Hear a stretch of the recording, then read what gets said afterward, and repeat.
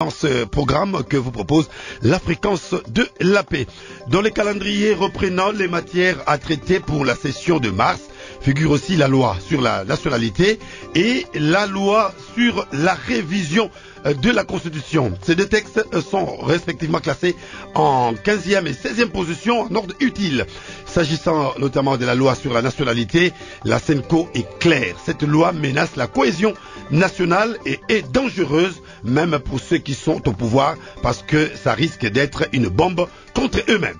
Alors, quelle est alors donc votre posture sur cette actualité? Vous pouvez participer à cette émission en composant les 081 890 63 30. Vous avez également la possibilité d'interagir sur www.radiocapi.net et pour interagir avec notre invité qui est déjà dans ce studio, Ferdinand Cambéré. Bonjour et merci d'être venu. Bonjour JR et bonjour à tous les auditeurs de... Voilà, vous êtes le secrétaire permanent adjoint du PPRD. Nous allons vous retrouver d'un moment à l'autre tout en signifiant à ceux qui nous écoutent en ce moment que Blaise Chindani réalise cette émission mise en onde par Polydor Basunga et ses programmes est coordonné et présenté par JR Lungembo Loabung Anji. Bienvenue à tous.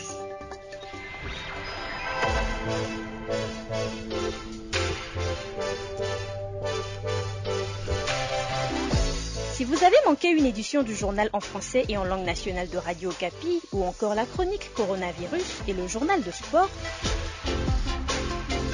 vous pouvez appeler gratuitement le service 42 502 en utilisant un numéro Vodacom. Les appels sont gratuits.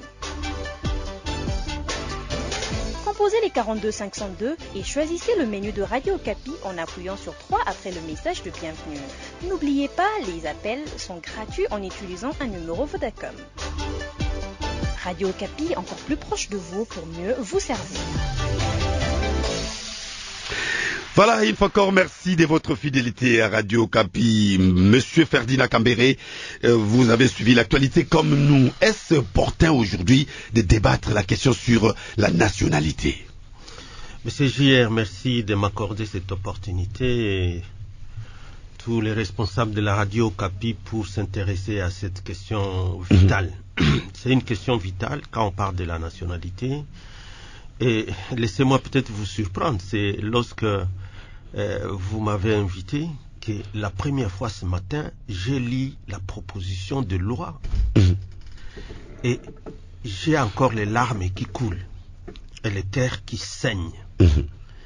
Et je me dis, tous ces gens qui se disent de la diaspora, et puis Tchani ici, c'est quand même été un candidat président de la République. Donc c'est ce qui veut faire vraiment de la République démocratique du Congo. Je vais vous surprendre et vous choquer. JR, lorsque vous prenez simplement cette proposition de loi, vous lisez simplement l'article 1er, où il vous dit à l'alinéa 1 que la nationalité congolaise est une, et il met un point. Mais c'est extrêmement grave.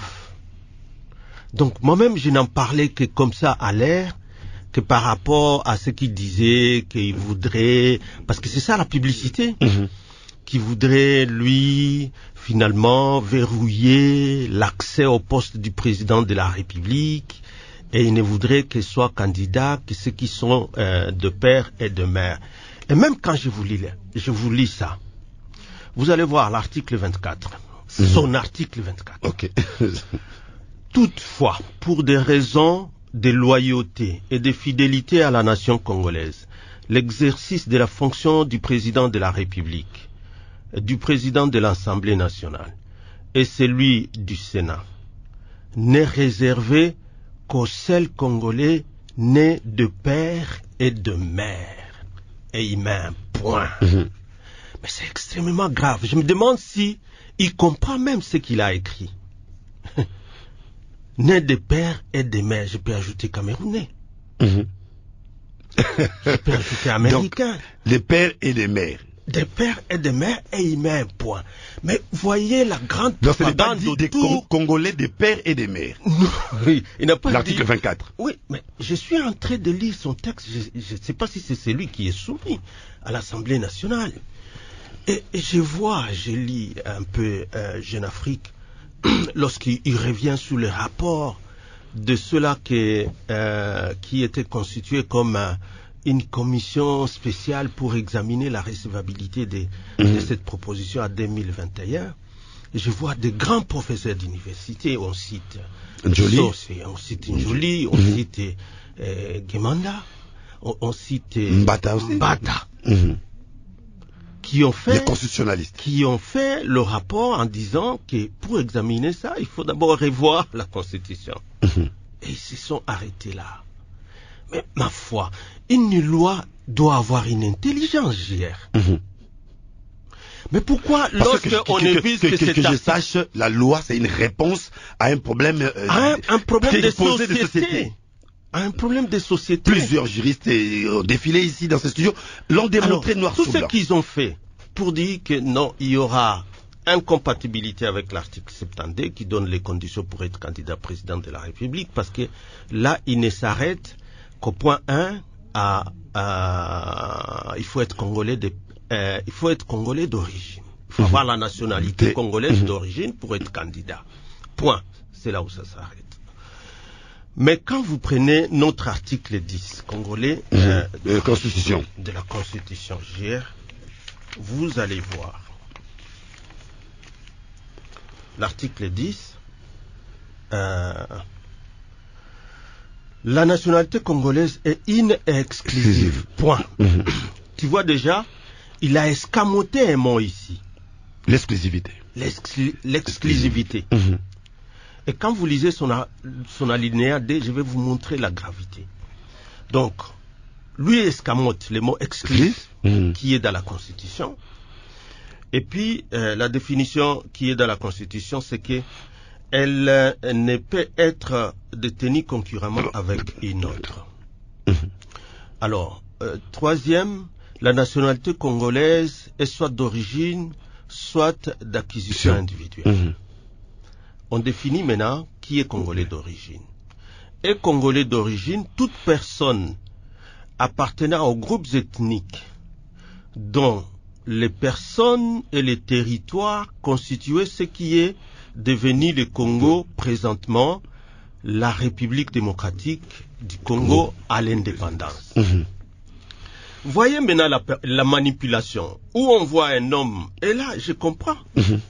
Donc lui fait une loi qui, par rapport à sa posture, parce que je le suivais dans un débat où il a même jeté un micro, c'était je crois sur Bossolo, où on lui demandait s'il avait la nationalité. Non, c'était pas sur Bossolo, c'était avec comment il s'appelle là? Christian? Non, l'autre qui était à RTGA et puis qui a sa chaîne là, qui lui demandait, mais il semble que tu as la nationalité américaine. Mais cette émission s'était terminée. Ah, vous parlez de Ludor Balekele? Non, c'est Jean-Pierre. Jean-Pierre Kaïmbe. Jean-Pierre Kaïmbe. Et il avait jeté le micro, et je comprends. Donc vous voyez, il veut manipuler toute l'opinion de la République, rien que pour résoudre son problème à lui, parce qu'il a une autre nationalité. Mais c'est grave. Alors, et quand je vois comme ça, je rentre encore sur ce fameux rapport de tous ces éminents professeurs, et qui, comme pour encourager un peu, au lieu des systèmes, même sur l'article 220, où, quand vous voyez l'article 220... Qui est verrouillé d'ailleurs, qui empêche la Constitution, la révision de la Constitution. Oui, qui empêche la révision, en tout cas, lorsque vous lisez l'article 220. JR, pour vous montrer qu'une loi n'est pas votée au hasard.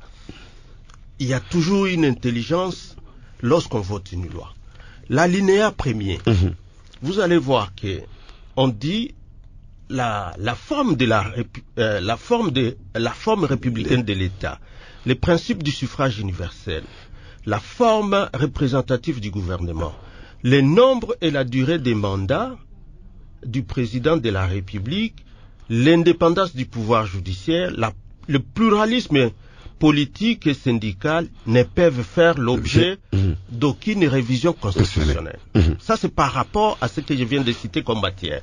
Mais à l'alinéa D, le constituant devient encore plus strict, parce qu'il dit ceci, est formellement interdite. Donc là, on a dit, ne peut faire l'objet de... Mais ici, c'est une interdiction formelle. Donc, est formellement interdite toute révision constitutionnelle ayant pour objet ou pour effet de réduire les droits et les libertés de la personne ou de réduire les prérogatives des provinces, des entités territoriales. Donc c'est une interdiction constitutionnelle formelle de toucher, de revoir les droits des personnes. Alors, JR, qu'est-ce qu'une loi sur la nationalité? En réalité, nous rentrons dans la définition de ce que c'est que l'État. C'est-à-dire que pour que vous ayez les trois éléments qui constituent l'État, c'est quoi? La population, c'est les territoires et l'administration. Les trois. Ce sont les trois. Et lorsqu'on parle de la loi sur la nationalité, en réalité, c'est pour déterminer la population congolaise. Mais comment quelqu'un se réveille le matin et il imagine qu'il peut réduire les droits des gens comme ça? Parce que lui, américain, il veut en même temps être congolais. Mais donc vous donnez raison à la Senko qui parle de... au fait, ça va briser la cohésion nationale. Mais absolument, il est en train de désorganiser l'État comme on est en train de le voir. Aujourd'hui, Bunagana, c'est les drapeaux ougandais qui est là et ils s'en foutent et nous amènent dans d'autres problèmes. Voilà. Alors donc, on va revenir donc, à vous. Je voudrais simplement chuter par là pour vous dire ceci. Que ce qui veut inventer comme problème, qui n'était plus un problème, en réalité a déjà trouvé des solutions dans la Constitution. Parce que lorsqu'on dit que la Constitution, la nationalité congolaise est inexclusive, en réalité, les grands problèmes qui s'est posé, c'était avec la loi de 87, lorsque la loi, parce que cette définition-là rentrait dans toutes nos constitutions depuis 60, depuis 64. Oui, même sur les réseaux sociaux. Mais en 87, le grand problème, ça a été quoi? C'est qu'on avait inséré l'alinéa, qui est l'alinéa qui reprend dans sa proposition ici, de la perte de la nationalité, parce que cette loi-là disait que la nationalité se perdait par l'acquisition d'une nouvelle. Mais, JR, lorsque vous prenez notre constitution aujourd'hui, je vous ai lu la linéa D, où au lieu de dire que la nationalité les Congolais se perd par l'acquisition d'une nouvelle, la Constitution a clairement dit qu'elle ne se détient pas concurremment avec une autre. Donc en réalité, la loi Tchani veut nous ramener en 87. Veut nous ramener en 87. Et pourtant on a évolué, veut nous ramener à 2004. Là où vous allez voir même un article qui remet dedans, là où il y avait des belligérants, et qui voulait que nous acceptions que des nationalités autres et la nationalité congolaise. Et vous allez voir son article 4, lorsqu'il vous dit par exemple, comme dans la loi qui a été... parce que ça a été supprimé dans la Constitution. Article 4, il vous dit quoi? Tous les groupes ethniques et nationalités dont les personnes et les territoires.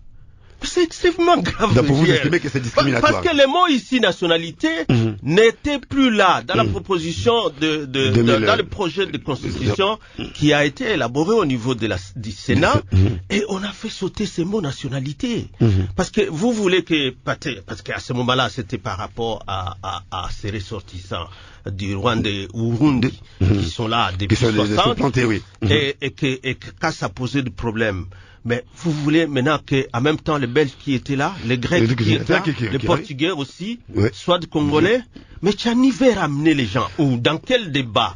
C'était des débats déjà dépassés. Le débat est lancé. Parce que quelle est cette nationalité qui avait en même temps les personnes et les territoires au Congo?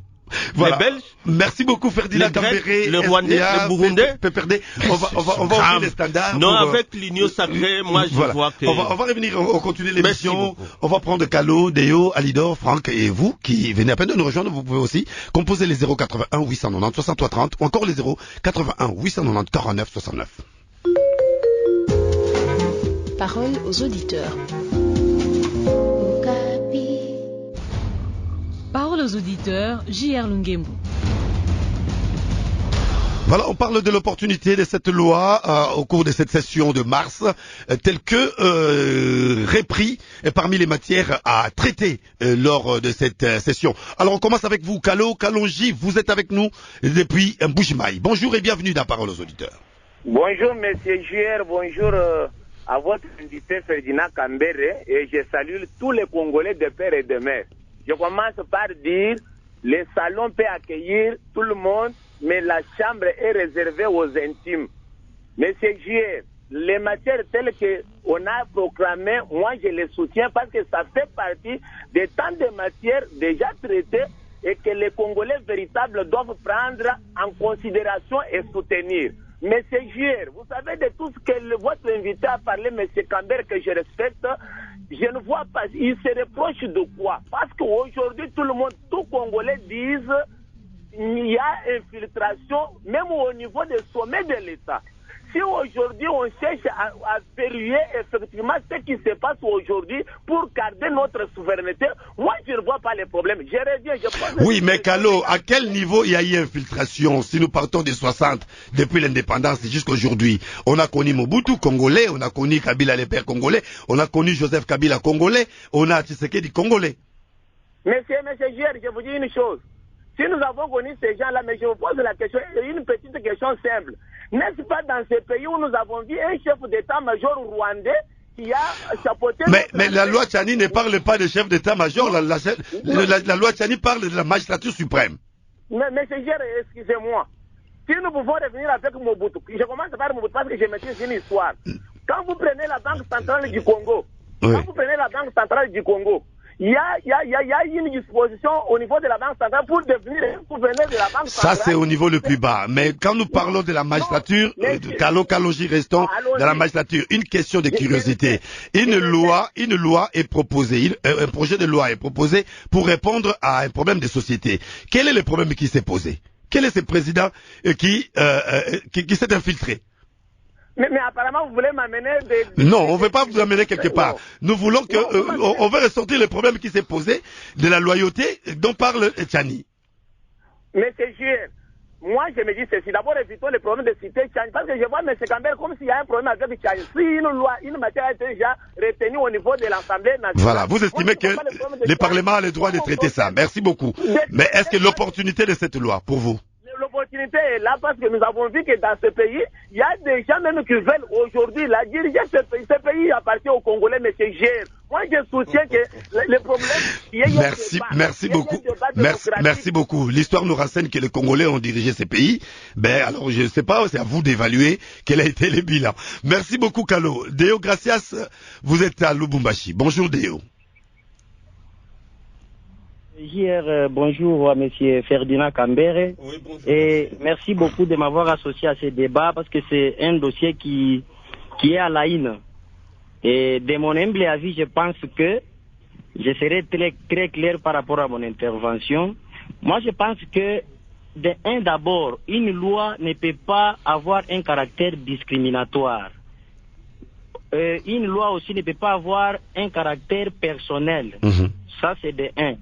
De deux, nous avons la Constitution de la République démocratique du Congo qui date de 2006 à nos jours, qui a été révisée qu'en 2011. Si nous voyons bien cette proposition de loi, nous constatons ça heurte certaines dispositions de la Constitution, notamment l'article 10. Oui, M. Ferdinand Kambere nous a promené d'ailleurs dans tous les... On a fait un voyage la constitutionnelle ensemble avec les articles 10 et puis 220. Il a navigué sur toutes ces dispositions. Par là, je voulais dire que cette proposition de loi, certes, c'est un droit pour tout un chacun, un parlementaire ou une personne pour proposer, mais à l'heure actuelle, nous doutons fort que ça puisse semer le désordre dans le pays. Surtout, nous sommes pendant une année électorale. On ne devrait même pas mettre comme matière pour cette session de mars. On allait attendre pour qu'on puisse quand même passer aux élections. Ce qui vous montre noir sur blanc que c'est une proposition de loi qui est en train de viser certaines personnes, qui est en train de cibler certaines personnes à l'heure actuelle. Mais quand vous dites on est en train de cibler certaines personnes, mais dès lors que, je ne sais pas, peut-être je peux me tromper, dans la loi électorale, il est dit, celui qui détient, pour le cas d'éligibilité, quand tu as déjà la carte d'électeur, tu es congolais, je suppose. Tout à fait. Mais alors des gens, parmi ces gens qui sont aujourd'hui, qu'on présente comme si ce sont des personnes visées, mais ces gens-là détiennent les cartes électeurs, à moins que ce soit par un autre miracle, qu'on puisse les exclure des élections. Ils détiennent la nationalité congolaise, mais cette proposition de loi... Le fait de détenir la carte d'électeur, vous avez droit parce que ça fait office des cartes d'identité. Oui, vous avez donc, en quelque sorte, le gouvernement te reconnaît le droit d'être congolais. Tout à fait. Et ce qu'il faut retenir là-bas, M. J.R., nous voulons seulement l'unité nationale et nous voulons le développement de ce pays. Beaucoup. Les gens comme Mamadou Ndala, leur sang a été coulé ici en République démocratique du Congo pour l'intérêt de la patrie. Est-ce qu'ils étaient des pères et des mères? Merci beaucoup, Deo Gracias. Alors, Alidor, vous êtes à Kinshasa. Bonjour et bienvenue dans Parole aux auditeurs. Quel est votre avis? Bonjour, monsieur J.R. Je suis par contre à Kananga à Kinshasa. Voilà. Oui, je dis ceci, monsieur J.R. Pour la petite histoire, la constitution d'Isaïr que nous avons connue en son article 17 prévoyait déjà que pour être président de la République et président du mouvement populaire de la Révolution, il fallait être zaïrois d'origine et ayant le père et mère zaïrois. Ça, c'est pour la petite histoire. Mais dans le cas sous examen, M. J.R., nous pensons que nous devons laisser... Oui, mais c'est la loi de 83, si je m'abuse, 83 ou 87, c'est la loi de 83, 87, la loi électorale, à l'époque. Et nous étions dans quel contexte? Nous étions dans le contexte de la dictature. La loi électorale, même la Constitution. Mais nous voulons dire ceci, M. J.R., par rapport à l'opportunité de cette loi, la loi n'a pas seulement pour vocation pour régler les situations présentes. La loi a aussi pour vocation de régler les situations ultérieures. Et considérant le caractère impersonnel de la loi, nous ne pensons pas que déjà en 87, on était ou en 83, on était en train de viser telle ou telle autorité. Parce que je ne pense pas qu'en cette année-là, il y avait un potentiel candidat dont la nationalité ou dont les parents n'étaient pas congolais et qui était visé par cette constitution-là. Et aujourd'hui, M. J.R., vu la situation de la RDC, un scandale géologique, la plus belle fille du monde ou la plus belle femme du monde, que tout le monde est en train de constater. Dans tous les salons politiques au monde, il y a des laboratoires qui sont en train de se préparer ou les études qui sont en train d'être menées pour pouvoir faire la distribution ou la répartition des ressources de la RDC, M. J.R. Nous pensons que si seulement on n'y prend pas garde, nous risquons de subir la situation de l'URSS, M. J.R. Pour ta petite histoire, la situation de l'URSS, qui était à l'époque la grande puissance, nous savons tout ce qui a été fait.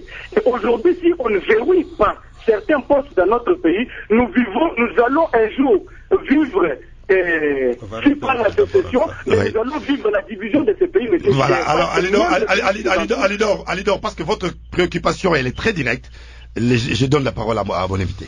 Je crois que Alidor, qu'on cesse de vous tromper à l'IDPS là, parce qu'on sait, même mon ami Kalo Kalonji, qu'on cesse de vous tromper. La constitution de 87 dit impair. Lorsqu'on disait que pour être candidat président de la République, il faut être candidat président du mouvement populaire dit impair. Et il n'y en avait qu'un seul président du mouvement populaire dit impair. Ce n'est pas ça que tu peux prendre comme exemple. J'ai vu les gens brandir ça dans les réseaux sociaux. C'est pas ça que tu peux prendre. Nous étions dans quel contexte à l'époque? Je vous dis, d'abord on vous dit, pour être candidat président de la République, il faut être président né du père, d'abord président du mouvement populaire du MPR, né du père et des mères zaïrois. Ok, mais combien il y en avait comme président du MPR? Il n'y avait qu'un seul. C'était la pire dictature, la dure dictature. Donc tu peux pas prendre ça comme un exemple pour dire ceci ou cela. Encore qu'à l'époque, s'ils veulent parler bien de l'époque du MPR, ils veulent que nous citions, il y avait un greffier en chef ici à la cassation. C'était un Rwandais. Lorsqu'à 66, il demande la nationalité congolaise, celui qui était ministre de la Justice, même s'il faut, vous n'avez qu'à rentrer dans l'histoire, il lui a dit, tu n'as plus à demander la nationalité zaïroise parce que tu occupes déjà. Bissengimene était là, ils étaient qui? Directeur de cabinet. Bon, mais ils veulent montrer quel exemple? Sous la question de la nationalité, lorsqu'on a accordé la nationalité collective à 71 par une ordonnance, un article unique par le président d'IMPER, encore une fois, fondateur d'IMPER. C'était un article unique lorsqu'il signe sur décision du comité central que les ressortissants du Rwanda au Burundi obtiennent collectivement la nationalité congolaise. On veut nous ramener dans ce débat-là à une année après. Qui était président de l'Assemblée nationale, du bureau du président de l'Assemblée nationale, et qui a voté, qui a ajouté sous l'article sur la nationalité qui était l'article 1er, qui définissait les Congolais d'origine, mais on a quand même ajouté un article 15 bis pour intégrer cette histoire des ressortissants du Rwanda au Burundi. Alors, on veut nous ramener dans ça, on veut nous ramener dans ce qui était à San City. Ça vient faire quoi? Parce voilà, que nous sommes, on avance dans ou on tout ce qui était, en 2004, lorsqu'on intégrait ce que Tchani ramène ici, groupe ethnique et nationalité, dont les personnes et les territoires. Quelles sont les nationalités autres que la nationalité congolaise qui avait des terres? Alors, je crois qu'Alidor a des réponses. Alors, on cesse de nous distraire. On va accueillir Monseigneur Cholet. Okay. Monseigneur, vous êtes avec nous, bonjour. Bonjour. Alors, merci beaucoup, Monseigneur, d'avoir répondu à notre invitation. Dans le message du 18 mars dernier, la SENCO a opposé son refus contre la loi Tchani. Comment les motivez-vous? Bon, je tiens d'abord à rappeler que cette position de la SENCO que je commente se trouve dans le message de l'Assemblée plénière de tous les évêques du 18 juin 2021. Tous les évêques, personne ne s'y est opposé, donc vous n'allez pas me dire qu'il y a quelqu'un qui aime mieux le Congo que les évêques, tous ces évêques. Alors, le message est intitulé « Appel à la cohésion nationale ». Soyons unis. Les évêques disaient que, unis par le sort, unis par l'effort, nous Congolais, nous sommes appelés à former une communauté nationale autour des idéaux de la paix. Et ils ont dit que nous constatons que cette unité est de plus en plus menacée, et entre autres par l'exclusion des adversaires politiques, des pratiques et des discours qui fragilisent les liens nationaux. Et les évêques concluent leur message, et c'est ça le plus intéressant avant que je fasse mon commentaire à moi, comme porte-parole. Ils disent, unis par le même essor, ils concluent par là aussi, les uns ayant la nationalité congolaise d'origine, les autres l'ayant d'acquisition individuelle, nous sommes tous à titre égal, filles et fils de la RD Congo. Nous sommes invités à apprécier ce que nous sommes et apprécier aussi les autres, etc. Donc, et dans ce message, les évêques font une recommandation expresse aux parlementaires. C'est pas Monseigneur Cholet. La recommandation est d'éviter de voter des lois discriminatoires. Il faisait allusion à cela. Alors, cette loi est une menace pour l'unité nationale parce que les personnes, je l'ai dit, qui seront victimes de cette loi, ce sont des personnes acceptées dans leur communauté, reconnues dans leur communauté comme étant les leurs. Donc c'est une injustice, pas seulement contre XY, mais contre toutes les communautés porteuses ou dans lesquelles s'identifient les personnes concernées. Et nous sommes dans un contexte où le pays est très fragile. C'est question de responsabilité et en plus, le bureau d'études de l'Assemblée nationale a eu analysé ce projet de loi. Est-ce qu'il y a déjà, parmi tous les auditeurs parmi nous tous ici, que vous nous interviewez, est-ce qu'il y a des gens mieux préparés que les experts de l'Assemblée nationale? Ils ont dit non. Mais d'où vient maintenant que ça revienne? Et à entendre les réactions de certaines personnes contre, par exemple, moi, qui ne suis que porte-parole, croyant que c'est quelqu'un qui nous influence à le faire, donc la personne aurait influencé tous les évêques, on voit bien que c'est cette personne-là qui est visée et on ne peut pas sacrifier la stabilité d'un pays à cause d'un individu dont on aurait peur. Donc, la SENCO tient à l'unité nationale, la SENCO fera tout ce qui est de son pouvoir pour défendre l'unité nationale. Alors, on a l'impression qu'on se retrouve face à une dualité entre deux termes, la nationalité et la congolité. Et comment comprendre cela? Comment faire comprendre le commun des mortels? Ben, je crois que ce qui est quand nous avons parlé dernièrement avec un expert international, il a vite fait le rapprochement entre cette loi et la congolité.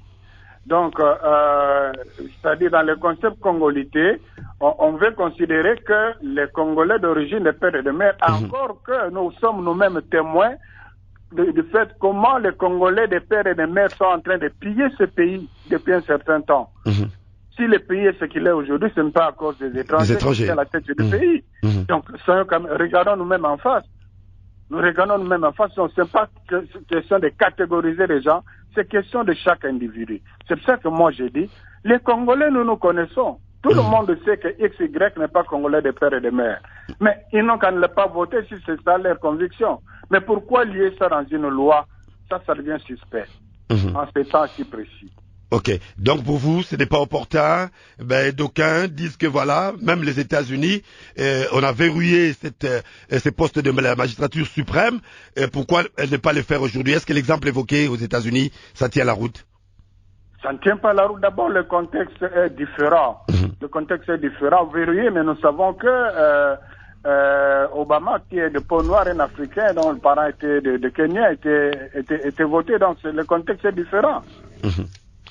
Merci beaucoup, Monseigneur Chollet, d'avoir accepté d'intervenir et de nous éclairer sur ces messages des évêques. Alors, on va poursuivre et à très bientôt, Monseigneur. Alors, on va poursuivre cette émission avec vous, Jérémy Mwamba, Peter Maboudi et Franck. Franck, vous êtes avec nous, Franck? Oui, je suis là. Réaction, Franck, rapidement. Oui, merci beaucoup. Je commence par saluer Monseigneur Donatien Chollet et l'honorable Ferdinand Kambere. Merci. Oui, nous devons commencer par comprendre que nous sommes une république démocratique et sur base d'une telle dénomination, le réflexe démocratique moyennant nos libres et avis sur beaucoup de matières nous sont soutenus quoi.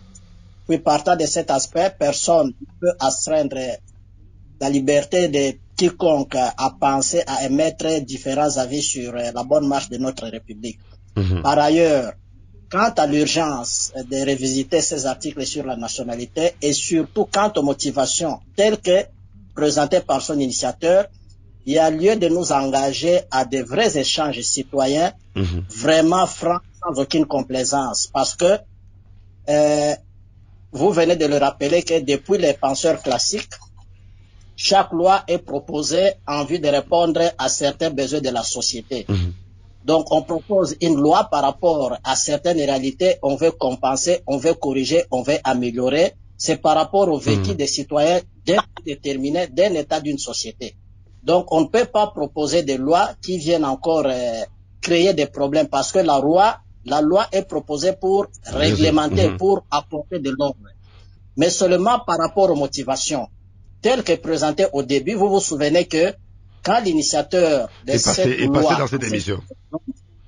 Oui, il avait dit que, selon lui, je le répète, je m'excuse, je cite pas de nom, mais il avait dit que... Oui, nous avons le son, et même lui-même, il peut même... Et nous pouvons même lui envoyer pour écouter, c'est la radio. Oui, allez-y. Il avait dit que le DC est jusque-là mal gouverné parce que le gouverné par des étrangers. Mais je crois que nous ne devons pas seulement parler, mais nous sommes aussi des historiens de ce que nous disons, nous sommes des historiens de notre avenir. Donc, si nous devons regarder l'histoire de notre pays, nous savons qui a été chef d'État et nous savons aussi qu'est-ce que chacun de ces chefs d'État a laissé comme héritage, comme trace, quoi. Mais seulement si nous devons nous dédouaner de nos tares, de nos limites, de nos attitudes de complaisance pour aller nous cacher derrière une loi, là, ça devient difficile. Et personnellement, je suis un peu estomaqué de voir qu'il y a certains compatriotes qui font parfois allusion à des analogies qui ne tiennent pas debout. Je commencerai par rappeler à notre frère qui a parlé de Kananga, c'est la rue, la place publique qui est réservée à tout le monde. Les salons n'est pas non plus réservé à tout le monde. Les salons est réservé à une catégorie de personnes. Et la chose encore. Donc, si on est dans la rue, on est dans l'ensemble. Et si on va déjà dans un salon, donc, même vous, si je comprends votre pensée, vous mettez en exergue l'intégrité. Ce n'est pas la nationalité qui fera l'affaire, mais c'est plutôt l'intégrité. On peut être de nationalité congolaise, Monseigneur Chollet l'a dit, mais si on n'est pas intègre, si on n'est pas loyal, donc le résultat ne peut être que... Oui. Si nous devons revoir la gestion de notre pays parmi les 30 dernières années, on a initié des projets, on a initié même pas pour les 5 dernières années. Pour les 100 jours, Tilé-Gelou, projet 5000 écoles, Inga 3, 145 hôpitaux dans des territoires. Mais l'argent avait été déboursé, mais détourné. Est-ce que ce sont seulement les étrangers... Par des Congolais, des pères et des mères, vous voulez dire? Non, c'est comme ça que là, je vais rejoindre l'abbé Donald Chollet.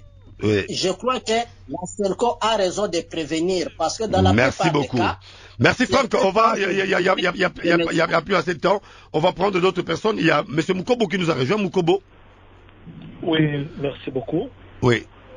Moi, je soutiens cette loi et je regrette un peu certaines interventions. Bon, j'ai beaucoup de respect pour, par exemple, Monseigneur Cholet.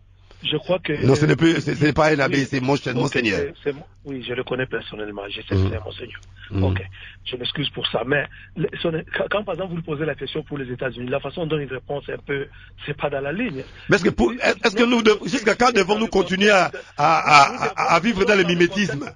Non. Mais forcément, mon problème, c'est celui-là. Devons-nous donner l'exemple? La France, les États-Unis, mais quand les États-Unis nous imposent un rythme de vie, nous disons l'impérialisme. Toute notre constitution est calquée sur d'autres constitutions comme la France et autres. Il n'y a pas de mimétisme. C'est pas parce qu'on réclame maintenant les choses. Alors ramenons la dictature. Pourquoi avions-nous chassé Mobutu alors? Écoutez, d'abord, la dictature positive. Attendez, je vous réponds. D'abord, une dictature n'est pas toujours mauvaise, hein? Ça il faut le savoir.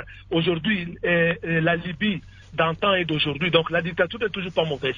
Je ne suis pas sociologue, mais je vous rappelle que la dictature n'est pas toujours mauvaise. Ok, je continue avec mon argumentation. Moi, je soutiens cette loi. Pourquoi?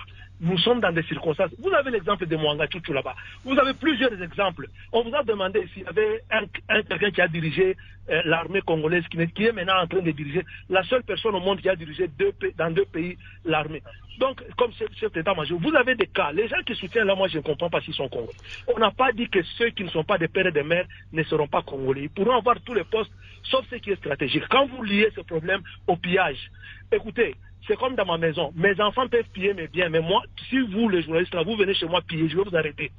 Si nous allons piller nos biens, laissez que les Congolais pillent leurs biens entre eux. Mais que les étrangers ne viennent pas nous enseigner quelque chose parce qu'ils voient que nous sommes en train de piller entre nous. Alors, pensez-vous que ça sera facile d'identifier qui est Congolais, qui ne l'est pas? De l'histoire de la RDC, de là où nous venons et jusqu'aujourd'hui. On a un problème de recensement. Il y a Ferdinand Kambere qui a dit là-bas que pourquoi est-ce qu'il y a des verrouillages qu'on ne doit pas toucher à la Constitution. Ceux qui ont touché la Constitution en Afrique du Sud, qui leur avait autorisé? Ça, c'est l'Afrique du Sud. Parlons de la RDC. La Constitution a été modifiée. La loi que nous avons ici a été préparée en Afrique du Sud, vous le savez, pendant les 1+4. Toute loi humaine est changeable. Toute loi humaine, M. Ferdinand Kambere, même si vous verrouillez comment... Alors, ce qui étonne le plus d'un, l'UDPS au pouvoir, avec tous les autres partenaires de ce pouvoir, ont milité pour la non-révision constitutionnelle. Je me rappelle, le mouvement ne touche pas au 220. 220, c'était ça la chanson. Mais alors, c'est ce qui étonne le plus d'un, pourquoi seulement l'UDPS et d'autres partenaires politiques qui montent au créneau pour réviser la Constitution? Voilà, pour l'article 220. Merci beaucoup. Cela prouve assez, M. Kambere, que tout ce qui est loi humaine est changeable. Même les gens de l'UDPS qui avaient crié... C'est pas Kambere, il faut parler de la Constitution, donner un article, un argument. Parlons de la Constitution. Si nous avons... la Constitution entre dans la sociologie. Il n'y a pas des accords ou des lois humaines qui restent statiques parce que l'homme évolue. Merci beaucoup. De ça, notre Constitution doit être changée. Merci beaucoup, monsieur Mukobo, d'avoir appelé. En tout cas, vous êtes nombreux à appeler. On ne sera pas prendre tout le monde, on n'a pas assez de temps. Je voudrais rappeler à monsieur, parce qu'il ne faut pas qu'on crée l'amalgame, parce qu'on a le pouvoir, et les textes sur base desquels vous avez prêté serment de respecter la Constitution. Vous soyez les premiers à enseigner les gens que vous êtes des sociologues, vous n'êtes plus des juristes, vous n'êtes plus des légalistes. Lorsqu'on dit, nous avons dit ici que l'article 220 interdit formellement de revoir les articles qui protègent les droits des personnes. C'est la Constitution. Ils ont marché hier. Aujourd'hui, on veut dire autre chose. Mais en réalité, ce qui était verrouillé là, hier, c'est quoi? C'était l'article 13 de cette Constitution. Tout à fait. L'article 13 qui vous dit clairement qu'aucun Congolais ne peut faire l'objet de discrimination, d'exclusion, lorsqu'il s'agit des matières de l'éducation ou de l'accès à certaines fonctions de l'État. Lui là, Tchani, quand il énumère des fonctions auxquelles ce que lui considère n'est pas être des Congolais de père et de mère, il ne peut pas être président de la République, il ne peut pas être président de l'Assemblée nationale, il ne peut pas être président du Sénat, il ne peut pas être premier ministre, il ne peut pas être des directeurs généraux de DGM, des directeurs généraux ceci, il ne peut pas être des généraux, alors qu'ils sont Congolais d'origine selon la Constitution. Mais ils violent l'article 13 de notre Constitution. Donc, cette assemblée-là d'aujourd'hui... Donc, si jamais ils oseraient toucher la Constitution, c'est-à-dire qu'ils vont modifier l'article 13. Il faut absolument modifier l'article 13. Et pourtant, l'article 13 est verrouillé. Est verrouillé déjà par l'article de Savant. Alors, donc, et là, ça sera un coup d'État constitutionnel. C'est un coup d'État constitutionnel et c'est malheureux que ce soit chaque fois avec l'IDPS. Mais comment ça vous fait demain, vous avez été en train de tirer un boulet rouge sur vous, PPRDF. C'est de réviser la Constitution. Aujourd'hui, mais finalement, c'est vous qui tirez. Non, nous on ne tire sur personne, on est simplement surpris. Surpris que même les lois, les règles élémentaires, on ne veut pas les respecter. Depuis qu'ils ont fait leur union sacrée là, il n'y a rien dans la Constitution, l'état de siège JR, qui devait neutraliser les groupes armés. Non, c'est le contraire. C'est maintenant le royaume de groupes armés là-bas. Les armées étrangères aujourd'hui montent leur drapeau sur le sol congolais. Ça fait la fierté de déranger les gens avec une loi sur la nationalité. On va écouter deux, trois auditeurs et puis on reviendra à vous pour des éléments de complément et puis la conclusion de cette émission. Jérémy Mwamba, vous êtes avec nous. Jérémy, bonjour. Oui, bonjour M. JR, bonjour également aux invités. Alors s'il y a des éléments de complément par rapport à ce que les autres disent, on avance. Sinon, vous avez une minute. Oui, moi je fustige ce qui se passe. Je pense que c'est entre un jeu de ping-pong auquel on est en train d'assister. Moi je me dis, lorsque le vin est présenté, alors il faut carrément le voir. Le voir, ça veut dire que nous sommes un pays démocratique et par conséquent, je pense que même si on soumettait ces lois dans l'hémicycle, que les élus du peuple, ceux-là qui sont l'émanation de la population, puissent en décider alors et amener ce problème au dénouement. Mais ce que je dis, ce problème s'avérait un ballon d'essai lancé pour voir comment est-ce que la population pourra peut-être réagir. Moi, je dis, ça c'est une déception totale. Mais par conséquent, moi je voudrais, c'est que nous devons privilégier, c'est comme j'aimerais mettre tout le monde devant un fait accompli. Qu'est-ce que nous devons faire? Il y a un problème qui se passe. Est-ce que nous avons eu le temps à évaluer pour voir est-ce que ceux qui ne sont pas congolais ont eu à mal gérer? Alors, on fait l'évaluation et on peut décider et se mettre sur trois. Mais c'est ce que nous avons dit tout au long de cette émission. Une loi est proposée pour répondre à un besoin quelconque de la société. Mais quel a été le problème qui a été posé pour qu'on arrive à verrouiller? Oui, c'est ça le problème. Est-ce qu'il y a eu des présidents qui ont précédé et qui ont failli c'est ce qu'ils appellent le coup, qui sont tombés sous le coup de manque de loyauté? Alors, M. Gère, je voudrais ici mettre tout le monde sur le même point d'égalité pour dire, alors, pourquoi choisir ce moment? Et nous avons besoin de privilégier. Voilà, pour vous, ce n'est pas opportun. Merci beaucoup, Jérémy. Peter Maboudi, vous nous avez rejoint. Bonjour, Peter. Bonjour, M. Gère, bonjour à notre invité. Je pense que je ne voudrais pas revenir encore sur les discussions constitutionnelles évoquées par l'invité, l'article 10 et l'article 220. M. Gère, je voudrais un peu préciser une chose. Nous devons donc intérioriser notre histoire partant de notre position géographique et géopolitique et les géostratégies que joue la RDC. Aujourd'hui, la RDC est entourée de 9 frontières. Et toutes ces 9 frontières-là sont aujourd'hui gouvernables par les Congolais, les provinces que nous avons. Maintenant, quand on initie cette loi, M. Gire, je pense que ça va fragiliser l'unité nationale et aussi, c'est un projet suicidaire, M. Gire. C'est davantage diviser le peuple congolais. Je pense que les invités, les intervenants ont eu à évoquer un aspect très capital. La vision qu'on a, la perception qu'on a pour le Congo.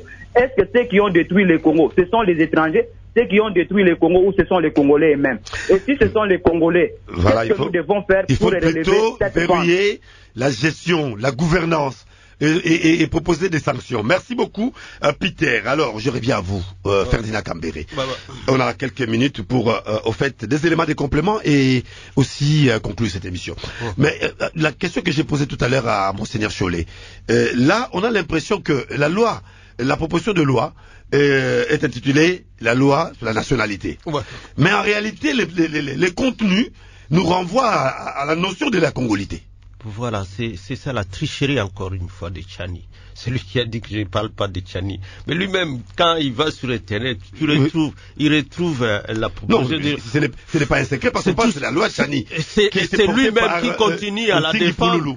Oui. Il a envie même d'être député pour défendre sa loi. Parce qu'en réalité, l'initiative, c'est du Parlement et aussi du gouvernement. Mais alors, en réalité, lui, il peut faire comme on a dit, on lui reconnaît la liberté. Ou nationalité? Non, ça veut dire cette loi ici, c'est une tricherie. Et puis des hontes. Parce qu'en réalité, elle voudrait résoudre les matières de la loi électorale sur l'accès à la candidature du président de la République. Et cette loi, vous savez, a été votée à Katimini, à l'insu de nous, opposition, et tout ça promulgué déjà. Donc il y a déjà une loi. La loi électorale. La loi électorale qui a déjà parlé des conditions. Il faut encore revoir cela. Ici, tu as annoncé à l'introduction qu'il veut revoir cette loi sur la nationalité et la Constitution. Bon, il faut encore remettre cette loi sur la nationalité et sur les élections. Sur le problème d'accès aux fonctions, c'est quoi, JR? Les critères d'accès aux fonctions se traitent de manière particulière dans chaque loi qui regarde cette matière. La loi organique.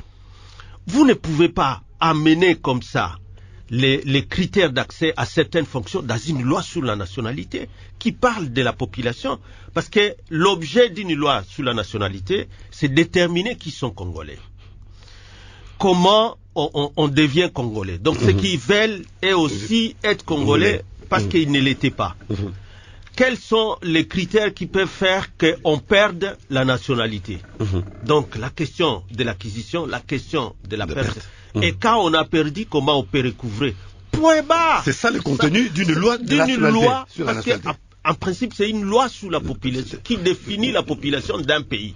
La population qui est congolais d'origine, qui comment acquérir la procédure pour acquérir la nationalité. C'est ça qu'on va appeler loi sur la nationalité. C'est ça la loi sur la nationalité.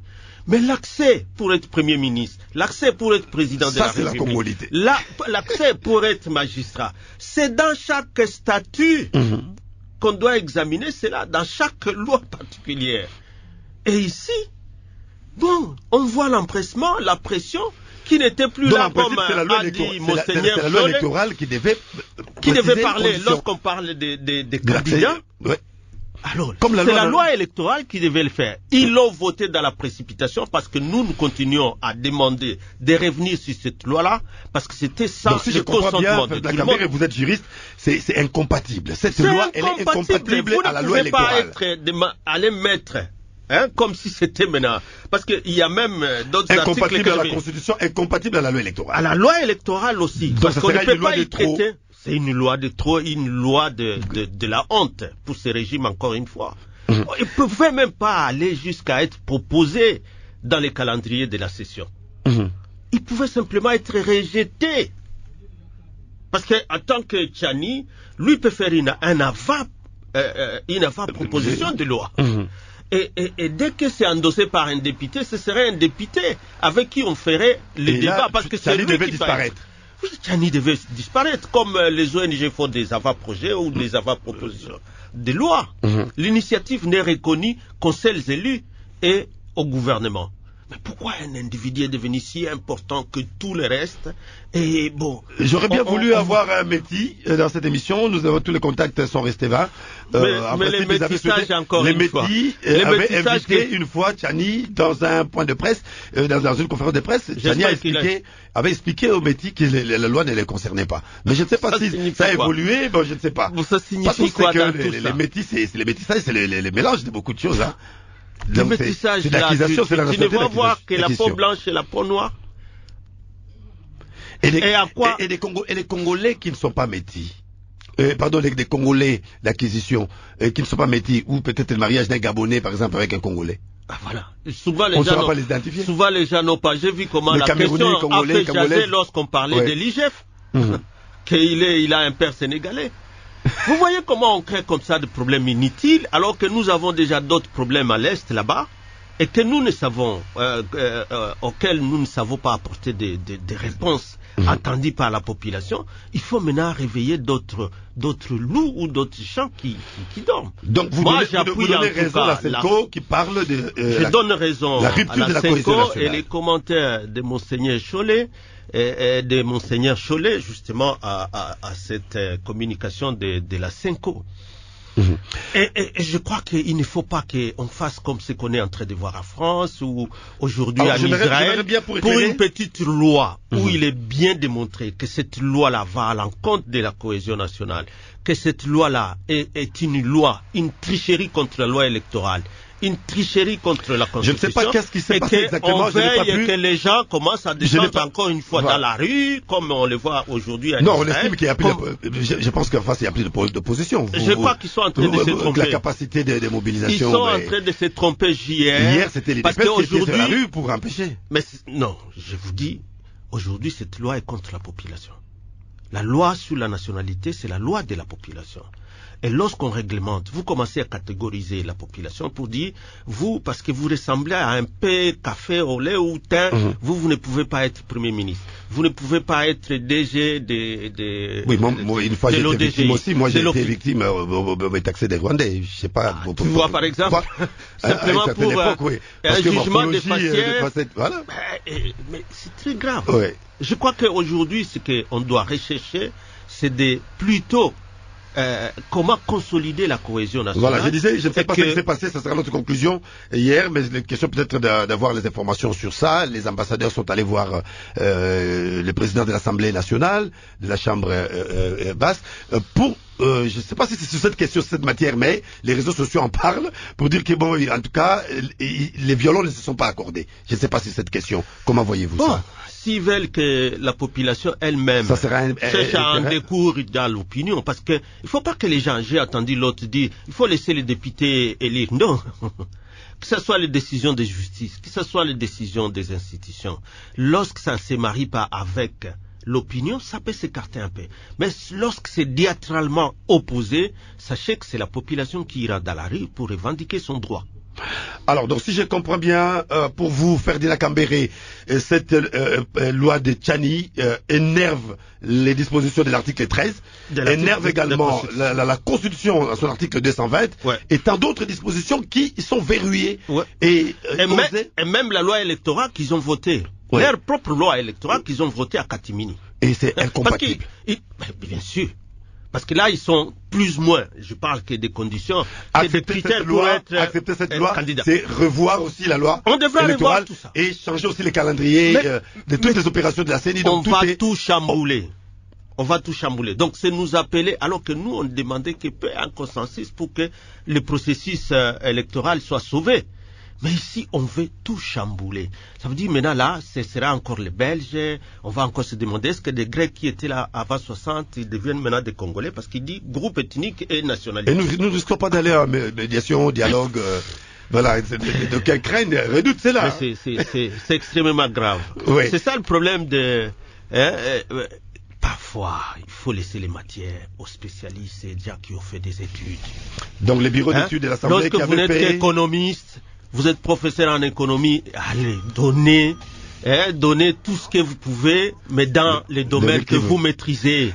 Ferdinand Cambéré, secrétaire permanent adjoint PPRD, merci de nous avoir honoré de votre présence.